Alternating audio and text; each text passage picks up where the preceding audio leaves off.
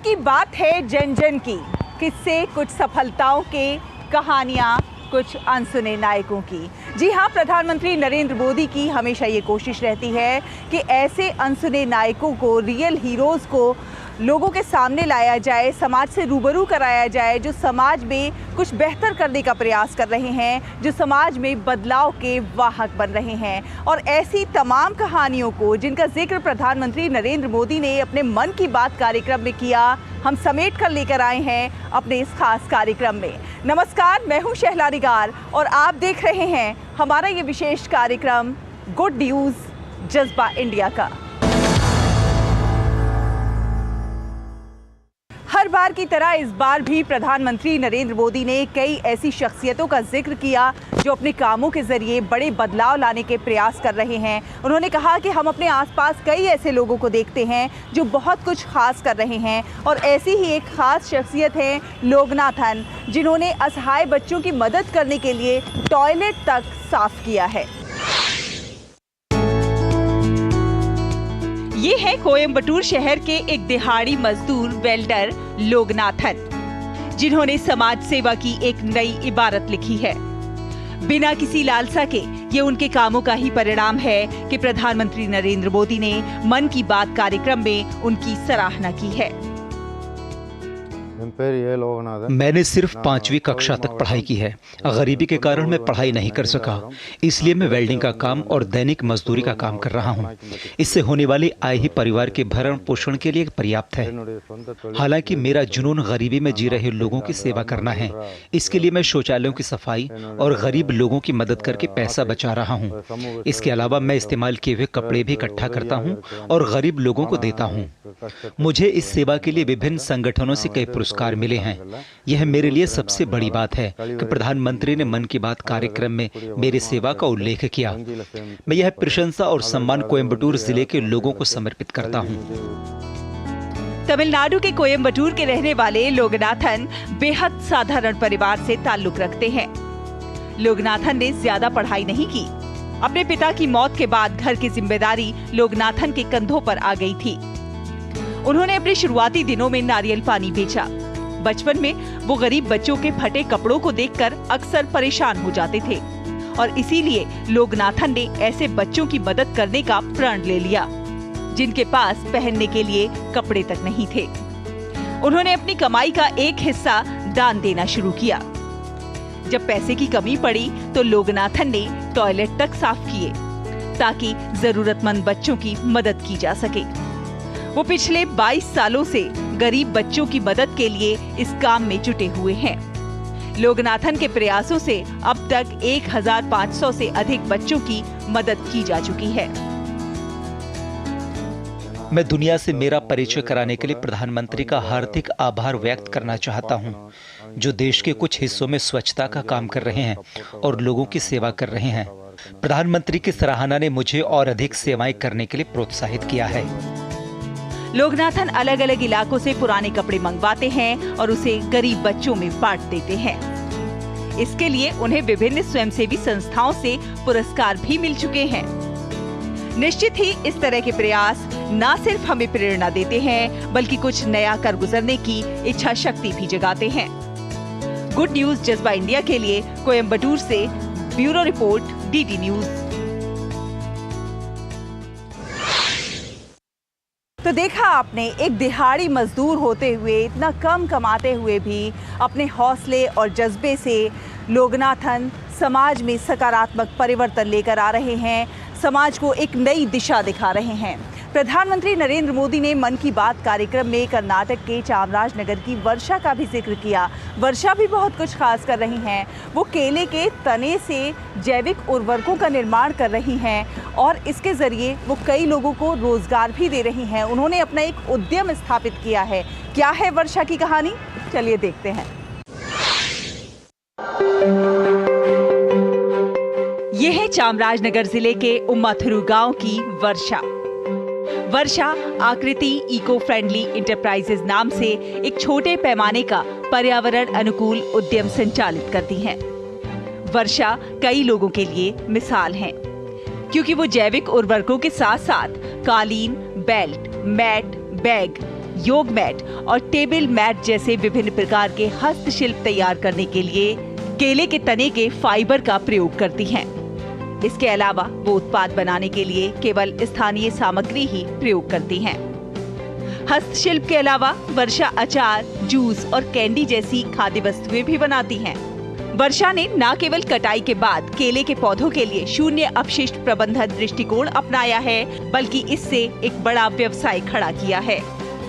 वो आज कई व्यक्तियों के लिए रोजगार के अवसर भी मुहैया करा रही हैं।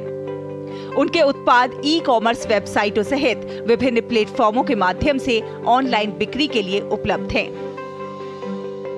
I got inspired from the Pradhan Mantri's Modi ji's talk, and I thought of doing this in our farmhouse so that we have plenty of banana growing near to our farm, and we contacted KVK. There they have a machine for extraction, and I saw that machine, and then I went to Tamil Nadu for purchasing the machine. I have taken the machine. Now I have 2 machines working. I have started doing in May 2021 May. During that time the sales was little bit less. Now it is good because of KVK support and NABARD support. दरअसल 2 साल पहले प्रधानमंत्री नरेंद्र मोदी के मन की बात कार्यक्रम में प्रधानमंत्री द्वारा उजागर किए गए पहलुओं से प्रेरित होकर बेंगलुरु के ऑक्सफोर्ड कॉलेज ऑफ इंजीनियरिंग से एमटेक की डिग्री रखने वाली वर्षा ने मैसूर की एक आईटी कंपनी में कार्यरत अपने पति श्रीकांत स्वामी के सहयोग से ये उद्यम शुरू किया। मकसद था प्रकृति का संरक्षण और इसे पूरा करने के लिए वर्षा ने जी जान लगा दी। Last year I have attended a international jamboree, Scout and Guide jamboree, which is held in Mudbidre, Alvas institution. There I got some exposure to the international people so that I can showcase my product to them. And from that I have started marketing in the stalls and exhibitions conducted by district administrative like KVK and NABARD, all those things. Now the marketing is more okay compared to previous one. Now it is good. ये उनके जज्बे का ही परिणाम है कि प्रधानमंत्री नरेंद्र मोदी ने उनकी प्रेरक कहानी को मन की बात में लोगों से साझा किया। जाहिर है वर्षा की ये कहानी कई और लोगों को बेहतर करने की प्रेरणा देगी। गुड न्यूज जज्बा इंडिया के लिए चामराजनगर से ब्यूरो रिपोर्ट, डीडी न्यूज।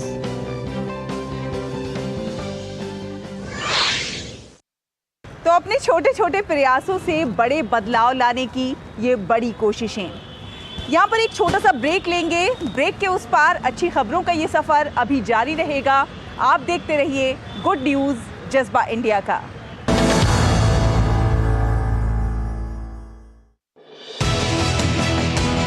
दुनिया की सबसे तेज रफ्तार और 5वीं सबसे बड़ी अर्थव्यवस्था, विश्व स्तर के बुनियादी ढांचे, भारत की फिनटेक क्रांति की कहानी मेक इन इंडिया और स्टार्टअप इंडिया की सफलता की, आर्थिक जगत की सुर्खियां, आम आदमी के लिए क्या है मायने, शेयर बाजार और दूसरे फाइनेंशियल मार्केट्स के तमाम अपडेट्स, कारोबार जगत की बड़ी खबरों का सटीक और सरल विश्लेषण। देखिए इकोनॉमी टुडे सोमवार से शुक्रवार सुबह 9:30 बजे सिर्फ डीडी न्यूज पर।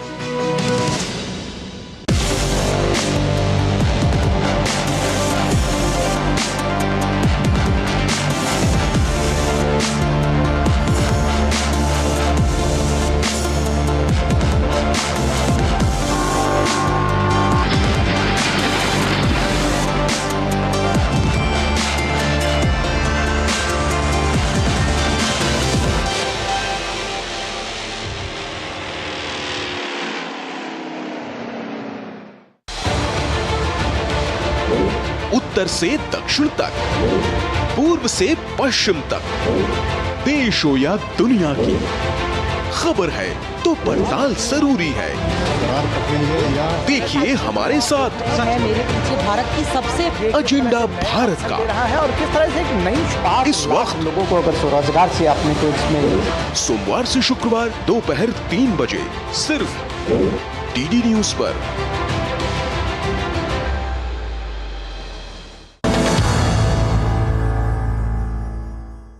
ब्रेक के बाद एक बार फिर आप सभी का बहुत बहुत स्वागत है। आप देख रहे हैं गुड न्यूज जज्बा इंडिया का। आंध्र प्रदेश के श्रीकाकुलम में स्थित है यूथ क्लब बेज्जीपुरम। प्रधानमंत्री नरेंद्र मोदी ने मन की बात कार्यक्रम में यूथ क्लब बेज्जीपुरम का जिक्र किया। दरअसल ये यूथ क्लब बहुत कुछ खास काम कर रहा है। ये वंचित तबके के लोगों के सशक्तिकरण के लिए काम कर रहा है, समाज में उनको जागरूक बनाने के लिए प्रयास कर रहा है। और यूथ क्लब बेज्जीपुरम की कोशिशों का 40 साल से जो अथक कोशिशें प्रयास चल रहे हैं, उनका ही नतीजा है कि आज गाँव के हजारों ग्रामीणों को उन्होंने सशक्त बनाया है, आर्थिक रूप से समर्थ बनाया है।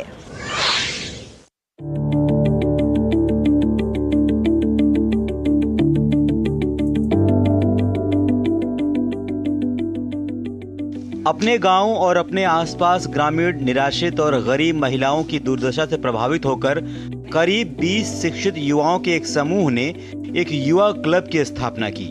उनकी मुहिम की बदौलत आज करीब 220 गांवों की 329 महिलाएं आत्मनिर्भर और हस्तशिल्प उत्पादक बन गई हैं। आंध्र प्रदेश के सुदूर श्रीकाकुलम में स्थित एक गैर सरकारी संगठन है यूथ क्लब बेल्जीपुरम। बेल्जीपुरम के युवा क्लब ने न केवल आंध्र प्रदेश के श्रीकाकुलम जिले के सुदूर ग्रामीण इलाकों में गरीबों को सशक्त बनाया है, बल्कि करीब 5 लाख रुपए मूल्य का कुल कलाकृति उत्पादन और 2 लाख रुपए का निर्यात बाजार भी बनाया है। इसके अलावा 1980 में शुरू हुआ यह स्वयंसेवी संगठन अब तक 380 स्वयं सहायता समूहों को बढ़ावा दे चुका है। इसमें से 16 जूट हस्तशिल्प में लगे कारीगरों के लिए हैं। ये कारीगर आज लकड़ी की नक्काशी, मोती के आभूषण, बंजारा कढ़ाई, फीता, मुलायम खिलौने और चिराला साड़ियाँ जैसी विभिन्न प्रकार की पर्यावरण अनुकूल कलाकृतियों और शिल्प वस्तुओं का उत्पादन करते हैं। हम में से कुछ लकड़ी की नक्काशी करते हैं, गहने बनाते हैं, खिलौने और बर्तन भी बनाते हैं। आज सभी जागरूक हैं, हम किसी के आगे हाथ नहीं फैलाते, खुद अपनी आजीविका कमा रहे हैं। हमारा फोकस पर्यावरण की रक्षा करना भी है, इसलिए हम पर्यावरण अनुकूल कलाकृतियों और शिल्प वस्तुओं का उत्पादन करते हैं। हमारी कोशिश रहती है कि जब प्रकृति ने हमें इतना कुछ दिया है तो उसका कुछ अंश तो हम प्रकृति को लौटा सकें। यूथ क्लब इस क्षेत्र में एक बड़ा परिवर्तन लेकर आया है। इसने लोगों, खासकर महिलाओं को स्वाभिमान से जीवन जीने की राह दिखाई है। संगठन की शक्ति से बदलाव की उसी सोच के साथ यूथ क्लब से जुड़े युवा लगातार काम कर रहे हैं। इन लोगों की कोशिश मानवीय मूल्यों को बढ़ावा देने की है। एम प्रसाद राव, जो एक सरकारी स्कूल में शिक्षक थे, लेकिन इन्होंने अपनी नौकरी छोड़ दी और यूथ क्लब के साथ जुड़ गए।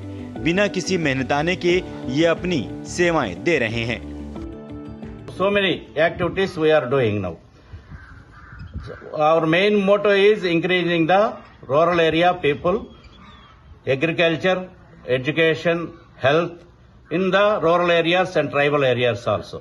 We are extending our support to, we are extending our activities like entire the Srikakulam district, earlier also in HIV, adult education, and every activity we are running, and ILP, India Literary Policy also we are conducting. समाज के जरूरतमंदों, वंचितों और वंचित वर्गों की सेवा करने की सोच के साथ जुड़ा है युवाओं का ये ग्रुप भी। ये लोग घर परिवार के गुजारे के लिए अलग अलग जगह नौकरी तो करते हैं, लेकिन समय निकालकर सामाजिक कार्यों में भी अपना सहयोग देते हैं। ये सशक्तिकरण प्राप्त करने के लिए आपसी सहयोग, पारस्परिक सहायता, स्वयं सहायता, आत्मसम्मान के साथ साथ निर्णय लेने की प्रक्रिया में भागीदारी की संस्कृति को विकसित करके इसे हासिल करने की योजना बना रहा है। गुड न्यूज जज्बा इंडिया के लिए आंध्र प्रदेश से ब्यूरो रिपोर्ट, डीडी न्यूज। तो देखा आपने, सामूहिक प्रयासों से आ रहे हैं बड़े बदलाव, लिखी जा रही है विकास की एक नई इबारत। और ऐसे ही एक और सामूहिक प्रयास आपको दिखाने जा रहे हैं। आपको मिलवाएंगे गुजरात के सूरत के युवाओं की एक टीम से, जो हर रविवार को सफाई संडे मनाते हैं। जी हाँ, ये सफाई संडे बहुत खास होता है। अलग अलग स्थानों का चयन किया जाता है, यहाँ पर युवाओं की टीम जाती है और बीड़ा उठाती है उस स्थान को खूबसूरत बना देने का। बहुत सारे स्थान चयनित किए और उन स्थानों का कायाकल्प ही कर दिया। तो चलिए मिलते हैं इस टीम से।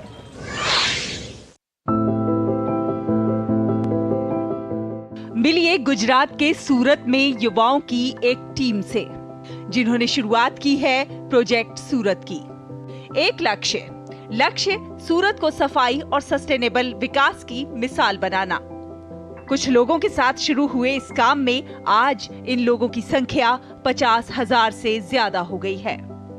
इन लोगों का हर रविवार सफाई के नाम होता है और इसीलिए इन्होंने इसे नाम दिया है सफाई संडे। मैं पीएम मोदी का आभारी हूं कि उन्होंने हमारे काम को सराहा। सही मायनों में ये सूरत वासियों की जीत है। हम तापी के संरक्षण का काम कर रहे हैं, जिसमें न सिर्फ म्यूनिसिपल कॉरपोरेशन बल्कि आम लोग बढ़ चढ़कर काम कर रहे हैं। 90 के दशक में सूरत का गंदगी से हाल बदहाल था, लेकिन आज सूरत को सबसे साफ शहर बोला जाता है। इसका श्रेय जन सहभागिता से किए स्वच्छता के आम लोगों के प्रयासों को जाता है। इस प्रयास के तहत सूरत के युवा सार्वजनिक जगहों पर जाते हैं और वहां की सफाई करते हैं। डुमस बीच की सफाई के बाद इन लोगों ने बीड़ा उठाया तापी नदी के किनारों की सफाई करने का और जुट गए जी जान से। देखते ही देखते इस काम से लोग जुड़ते चले गए और ये संख्या 50,000 से ज्यादा हो गई। लोगों से मिले समर्थन से टीम का आत्मविश्वास बढ़ा, जिसके बाद उन्होंने कचरा इकट्ठा करने का काम भी शुरू किया। गौरतलब है कि इस टीम ने अब तक लाखों किलो कचरा हटाया है। गुड न्यूज जज्बा इंडिया के लिए सूरत से तेजस मोदी की रिपोर्ट, डीडी न्यूज। यहाँ रुकेंगे एक और छोटे से ब्रेक के लिए। ब्रेक के उस पार अच्छी खबरों का ये सफर अभी जारी है। आप देखते रहिए गुड न्यूज जज्बा इंडिया का।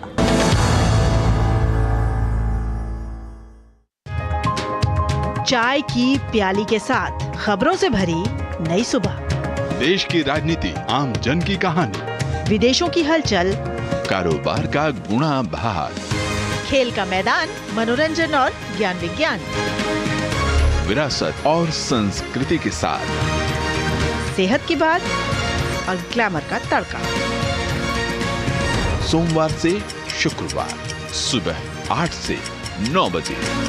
सुकून से भरा नया सवेरा।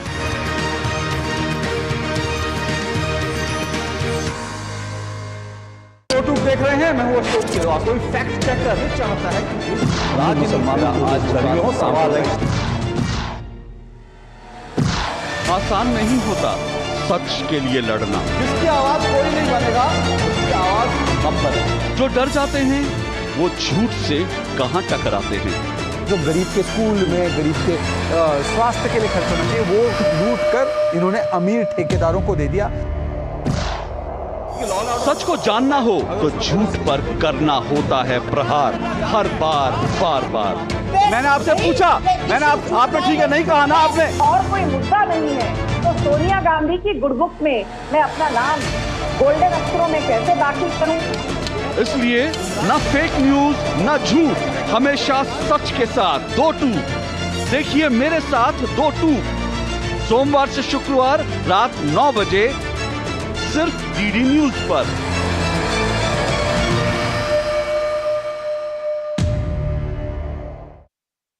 दिन भर की सुर्खियों से अलग खबरों की दुनिया और भी है। खबरें जो आपको दे नया नजरिया, खबरें जिसमें दिखे समाज की परछाई, ऐसी खबरें जो कहती हैं न्यू इंडिया की कहानी। खबरें जो है अनछुई, कुछ खट्टी कुछ मीठी, हम लाते हैं आपके लिए ढूंढकर। खबर हटकर सोमवार से शुक्रवार सिर्फ डीडी न्यूज पर।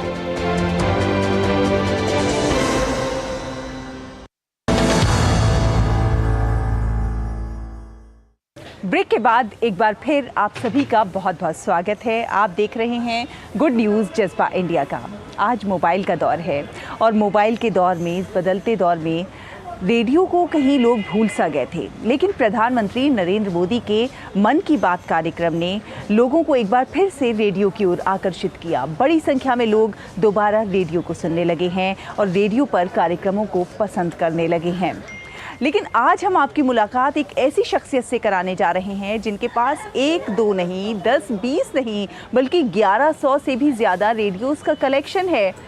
नए, पुराने और विदेशी, देशी सब तरह के रेडियोज़ का वो कलेक्शन करते हैं और उनके शौक़ ने उन्हें इतना मशहूर कर दिया कि प्रधानमंत्री नरेंद्र मोदी ने भी मन की बात कार्यक्रम में उनकी सराहना की है। वो शख्सियत हैं राम सिंह बौद्ध। तो चलिए मिलते हैं राम सिंह बौद्ध से।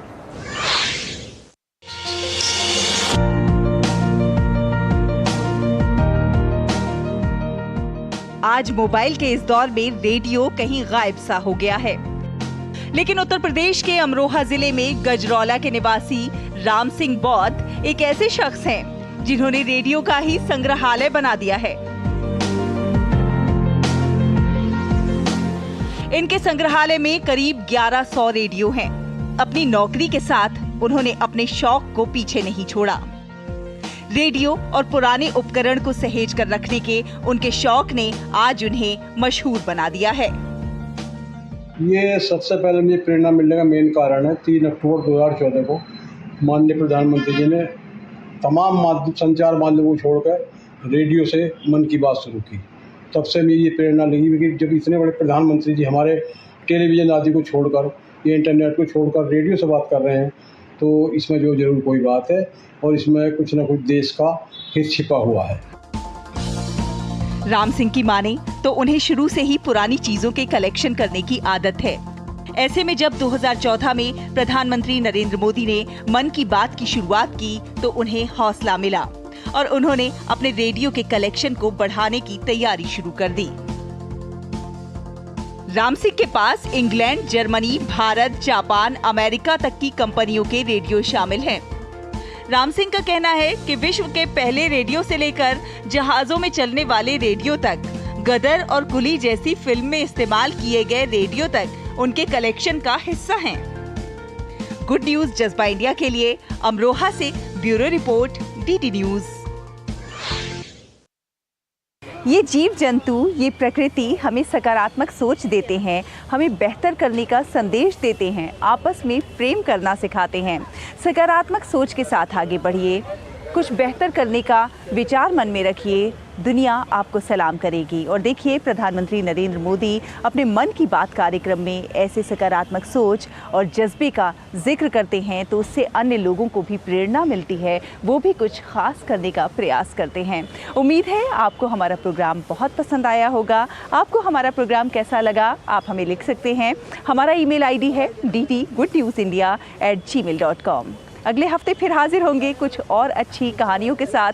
तब तक के लिए हमारी पूरी टीम को दीजिए अनुमति। नमस्कार।